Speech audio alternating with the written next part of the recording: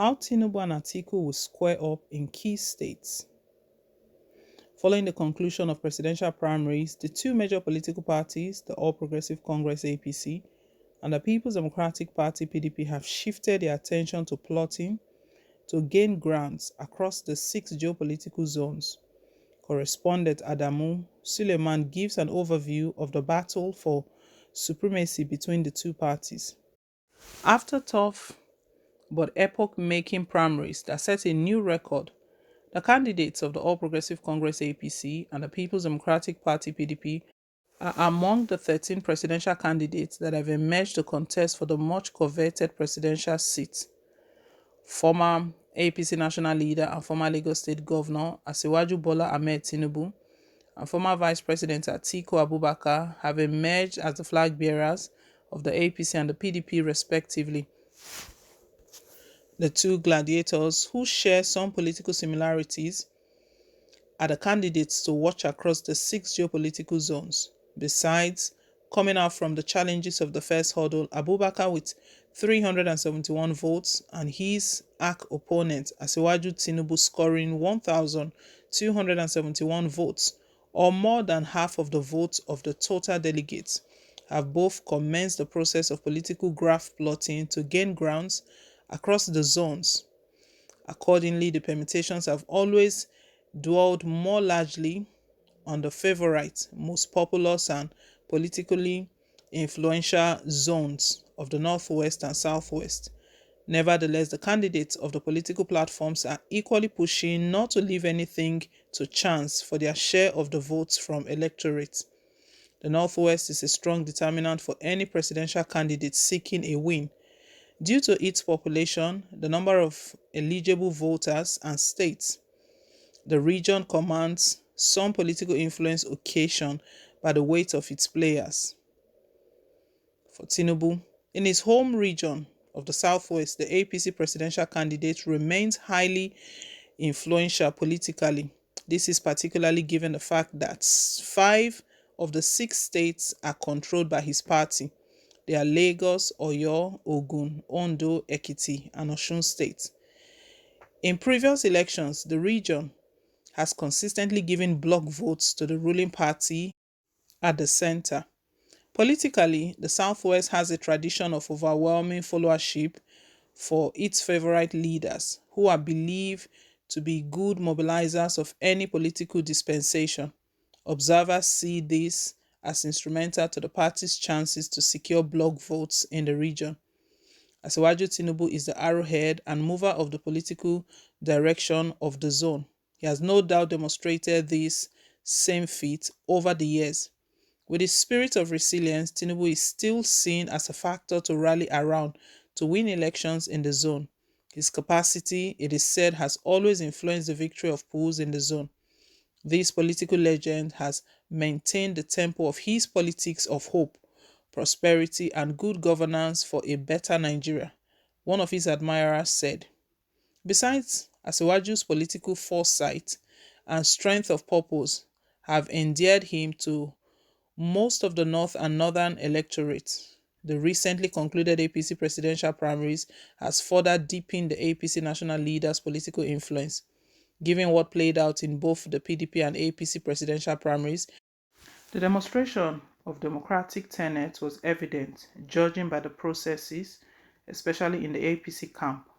Although the bloc formed by the APC northern governors prevailing on the party to embrace shifting its ticket to the south against the consensus earlier rooted by a section of its players, helped to strengthen the party's unity in style, hence smoothing the track for the emergence of Tinubu, who before the exercise was braced by formidable forces from the region to clinch the party's ticket. On the other side of the divide, the opposition PDP would certainly find it difficult to canvass for votes in the entire southern region because the people are not happy with the way Atiku usurped the party's ticket at the expense of the south, which was favored to produce the presidential candidate, going by the subsisting power rotation agreement between the two parties of the country. Ironically, the opposition party used to dominate in the region's past election. Arguably, Rivers State's Governor Nyesom Wike was shocked when his hopes of securing the party's ticket fizzled out. Following the decision of Governor Tambuwal to step down for Atiku at the last minute during the party's presidential primary, to date, Wike is yet to identify with the PDP's aspiration to win next year's presidential election. The ruling APC at the center, according to observers, would bank on this to woo voters in the southeast and the south-south. States like Imo, Ebonyi, and Cross River states are in its control, and this would aid Tinubu's victory at least to acquire the mandatory 25% share of the votes in two-thirds of the federation. Both Atiku and Tinubu would not be the favorites of the voters in the two regions, but the two presidential candidates, having come this far, would have to take advantage of their political strength and capacity to ensure their victory with a focus on what they have to offer Nigerians. For Atiku, viewed from the perspective of party strength, players, and popularity, the former vice president will have a lot to do to reposition his strength of acceptability and popularity with the emergence of the newly formed New Nigerian People's Party (NNPP), led by former Kano State Governor Rabiu Musa Kwankwaso. The party has succeeded in depleting the numerical size of PDP followership and, by extension, Atiku's capacity in the region. Observers believe that the PDP candidate may be faced with a weak support base, as the party only has Sokoto State in its control in the region, following Governor Aminu Tambuwal's gesture in stepping down for him at the just concluded presidential party primary. But the Tambuwal factor in the region, they added, may not carry much weight to clinch the presidency for the PDP candidate next year. Sources say for some obvious reasons, the Sokoto governor does not have much influence within his domain to carry party members along.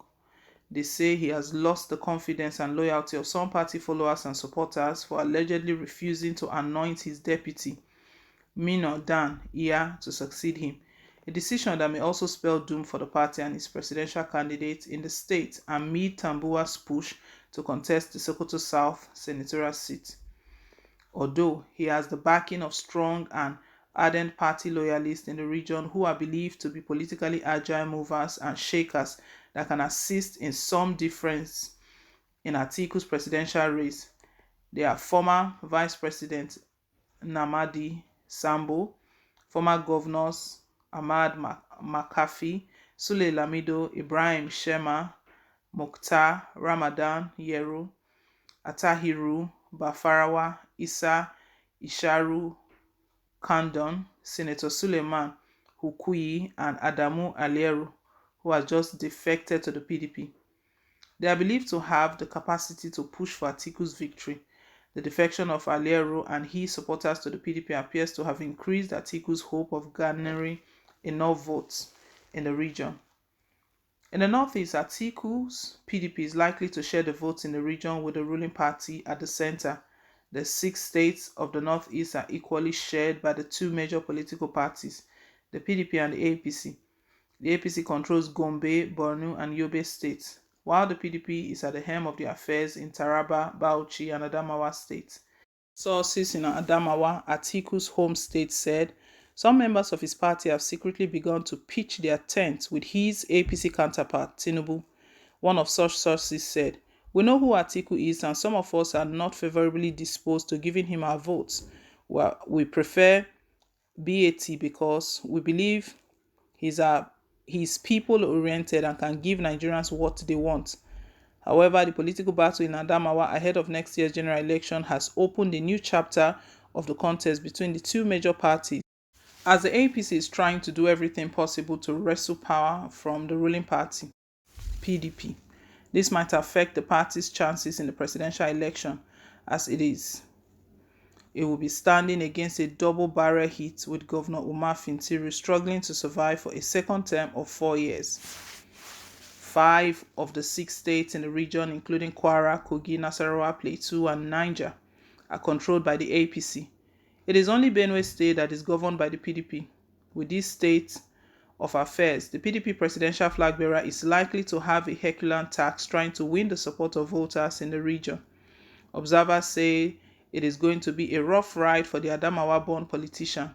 His chances of garnering votes in the North Central will depend on the likes of former Senate President Abubakar Bukola Saraki and David Bonaventure Mark, as well as Governor Samuel Ortom and former governors Mazu Babangida Aliyu, Idris Wada, Ibrahim Idris, and other stalwarts that may rally support for him towards the election.